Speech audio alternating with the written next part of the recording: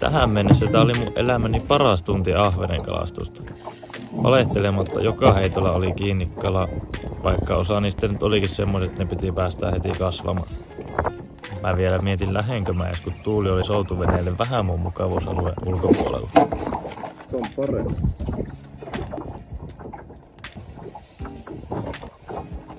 Päivän otti pelinä tommonen Savakekearin 7-senttinen jigi. Eka laitetaan jigi tohon siiman päähän. Sitten heitetään. Ei tarvi pitkälle heittää. Ootellaan vähän, että se vajoo ja otetaan muutama kelalta aina välissä.